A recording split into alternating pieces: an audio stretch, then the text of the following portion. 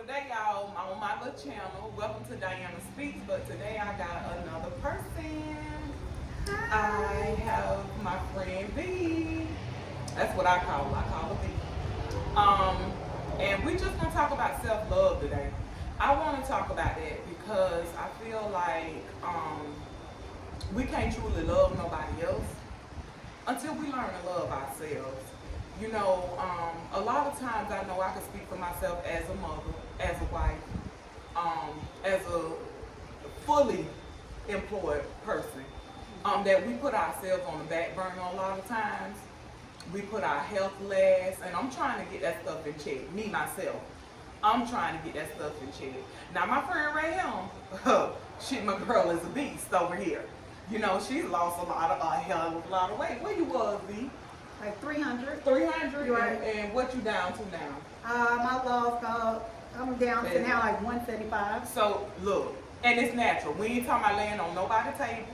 We ain't talking about none of that. But I'm sure she had to get to a place of self-love first, to love herself, to love her health, to want to live her best life. I want to kind of dive into that a little bit because y'all know, if you've been on my channel, you know I've been always struggling with something with weight. Mm-hmm. And you know, I find myself struggling a lot, even around the holiday seasons, which we are in right now. Mm-hmm.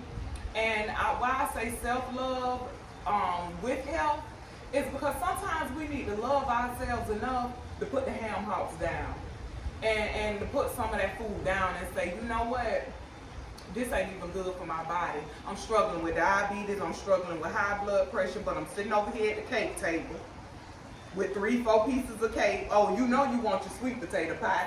You want your what else be on tape? Your red velvet. Yeah. You want all your upside down cakes. You want all the good banana stuff. pudding. Ooh, girl, don't get on that banana pudding, baby. Yeah. Baby, I could kill a banana pudding. Yeah. But see, look, I can kill a banana pudding, but look over here. You see what I'm saying? And then we be depressed, we be upset, you know, we put ourselves in a funk after we do this. And then let's not start on, oh, here come the New Year's resolution that we keep up with for about a hot month. Right. And then we slide back in to our regular routine of just the everyday hustle and bustle. I feel like we need some self-love. I see so many women out here looking for a man. Oh, child, where my Boaz? Where my this? Where my that? But baby, love you first. Love you first. Learn how to back away from the table. You want to lose weight. Stop being depressed. Stop laying down and just being depressed about it. You are the only person that can make that change in your life. Love you. Look, it's one thing that I believe in with me. And look, a lot of people that know me can tell y'all, baby, I believe in every time I get paid, baby, I go buy myself something. I don't care if it's a new pair of earrings or something. I do something for myself before you go paying all these bills and doing all this. Buy yourself something. Right. And anybody, we got kids that be pulling on us 24/7. You know, that need us all the time, or all, you know, sometimes you got to pause. Yep, put brakes on And say, hold on. Mm-hmm. Hold on. I need to take some time for myself. You know, before they put our little gym on hiatus or whatever you want over here, got it shut down for a minute. That was something that relieved my stress, getting up in the morning and just going. It does, because when you're active, so it's a difference between being physically fit and active. Everybody is not going to get out here and run miles a day and go to the gym every day, but it's important for us to at least be active, even if that's walking 30 minutes a day. So what it actually does is it increases the serotonin in the brain that relieves depression. See, I didn't know why, I didn't know for a long time why I felt so much better. Like, that struggle be real, y'all. Getting up in the gym by 6 a.m. in the morning, it was a struggle, because some mornings I didn't want to get up. And some mornings it was cold outside and I really didn't want to get up. But afterwards, Felt good. I felt good. Mm-hmm. I felt like I was ready to tackle that day. I mean, I was going. You know, everything in your body revved up and you ready for the day. Right. So I counted that 1 hour as time for me that I took. I would get so mad if in the middle of my workout my phone rang, anything like that, because I just want to be left alone for that time. Just let me have it. It's a boundary. So when you love yourself, even if it's an hour out of 24 hours, you set that boundary for people to respect that by not answering your phone, because it's for you. Any emergency that takes place, you can't do anything about it for that whole hour. What you gonna do in the What are hour? you gonna do? So you gotta say, I am the emergency for this hour. Oh, okay, I like that. I am the emergency for this hour. For this hour. Now y'all hear that? I want y'all to take that with y'all. I am the emergency for that hour. Take an hour out of the day to do something. I don't care if it's walk around your block. I don't care whatever you do to de-stress. And sometimes I listen to what they call that 432 music. I listen to that as I walk sometimes, even when I was by myself, and I would just pray and walk and just listen to that and just kind of bring myself, because even though I was walking at 10, my day was already started, I needed that moment. I need that moment to walk away, to just clear my mind a little bit. And guess what? Sometimes it be something that I ain't even found at work that I'll come back and find. Just by clearing your mind. Clearing my mind out a little bit. So I'm telling y'all, when I say self-love, I mean just that. Taking that time out to do things for yourself. Y'all know I do my own nails. I mean, but I might take these off this week and decide that I want to go get them done. I don't want to sit up and do them this time. You know, just things that make you happy and make you feel good, because it may not be exercise for you. Right. It may be something else. You know, even times where I get those moments where my son gone to school, my husband gone to work, and then I get that break. That's my time. Right. That's my time. And even though I'm congested with school, with work, with the kid, with the husband and all that, I try to still find my moments where I clear my mind. And I just have a little bit of peace. You know what I'm saying? Because let me tell you something, boo. Don't come around interrupting my peace. Right. Now, I don't play nothing. I don't play about that. I stay out of people's way, and I be wanting them to stay out of my way. Don't interrupt my peace. I don't interrupt yours. Right. And 9 times out of 10, if anything come to me, you brought it over here. Because I don't bring nothing to nobody. You see what I'm saying? Right. Because you got this, to me, I look at it like we got this space. And it's around us, our own personal space. And when you start to bring all your junk, and clog up my space, not my mind cloud. Well, I think what we don't realize is that we're kind of like cell phones. We have to be recharged. Yeah. So then you ask yourself, if you're doing all the giving, who's recharging you? That part. Now that's So who's true. recharging you when you're putting out everything and you're not getting anything back? Then guess what? You're being depleted. So now you're exhausted. You're tired. You don't want to do your hair. There's no need of doing anything. I don't have anywhere to go. I've had those moments. Some days. I've had days like that. Even if I work at home, some days I put on clothes, so whatever you feel, whatever you look like, 9 times out of 10 will be what you feel like. So if you get up and you just go into the store and you just want to put on makeup and feel like a doll baby for that day, do it. Don't let nobody make you feel like, well, what you doing all that for? I'm doing it all for me, and I should be doing some more. That's why yesterday when we went out to my people, to Jermaine people, to our people, and they were having their whole the thing for our cousin or whatever. Jermaine kept telling me something, what you getting so dressed up for? What you doing? Because I feel like I'm going somewhere, Right. and I want to be cute. So that's why I felt like that. That's how I felt that day. That's right. And so that's what I did. Right. That is what I did. Because it wasn't about him. It wasn't about no children. It was about the way I wanted to be. I want to say this, is that when you're in a relationship, and I used to be the one to say this, you're not making me happy. You're not making me happy. That is so unfair to put on another person. Yeah. Now that is That something I is ain't so never really thought about unfair that. to put on another individual to depend on Them another to make you happy.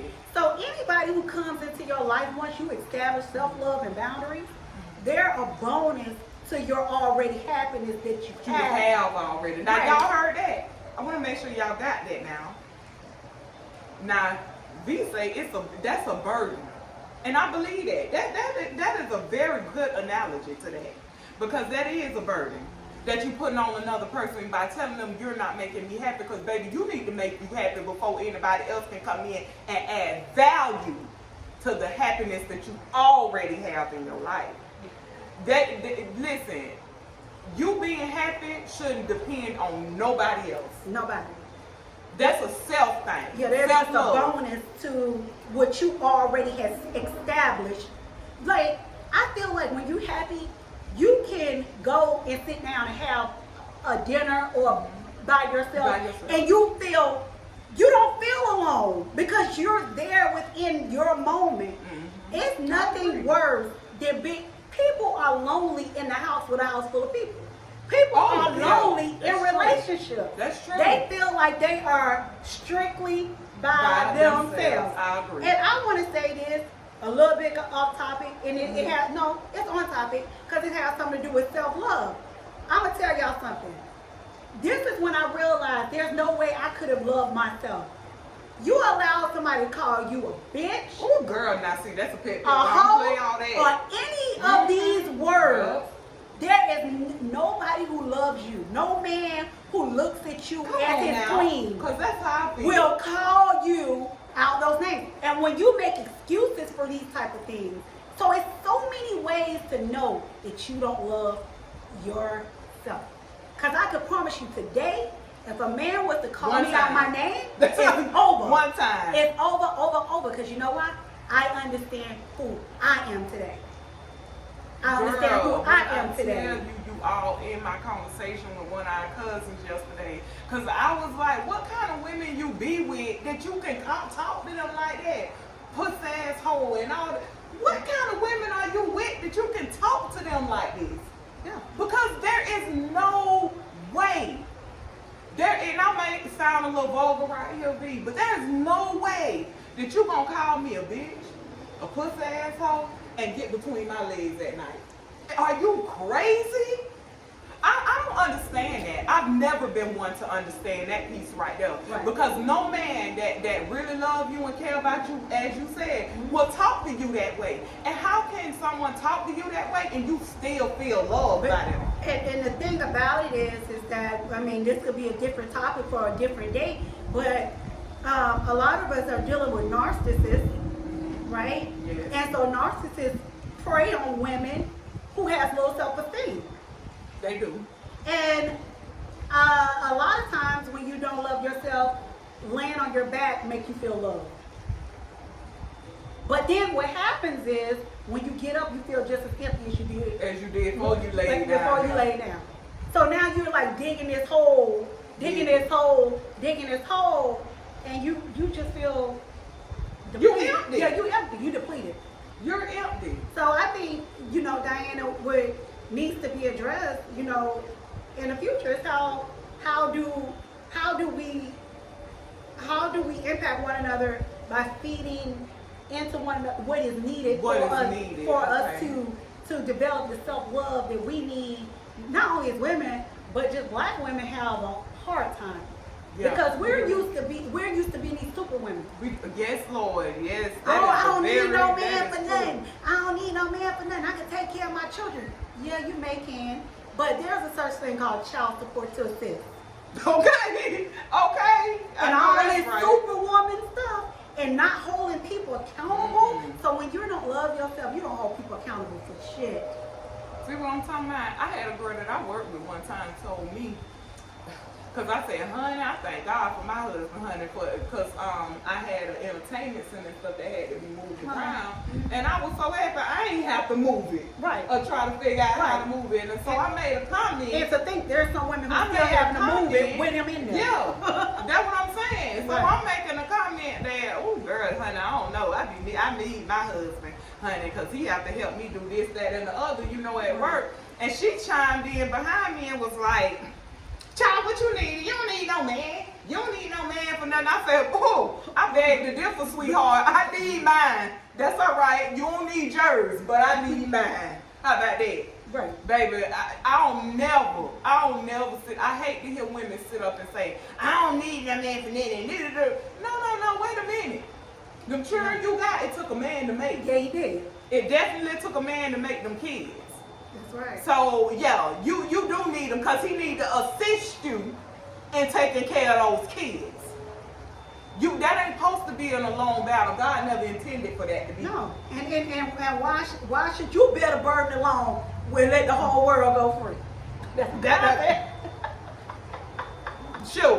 Why should you bear the burden alone? Why should You ain't created alone, did you? Right. Okay. All that superwoman stuff. All right. White women like damsels in distress. They get everything they want. We got this superwoman mentality. Superwoman. You know, we gonna do it all. That's why we And be we dealing with gonna heart disease, obesity, and all these other mental issues we deal with. We deal with depression heavy. Yep. Black women deal with a lot. We deal with a whole lot of stuff. So yes, as you say, we need to start to come together and start debunking some of this stuff and start pouring into each other as women to drive out those forces that's even telling you that it's okay to be handled that way. That it's okay to just run and never take a minute for you. That's not okay. Not okay. That's not okay. And we have to start pulling down what we'll call these strongholds in our lives.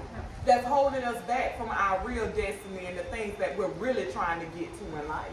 And really trying to be happy within ourselves. No matter if Boo Boo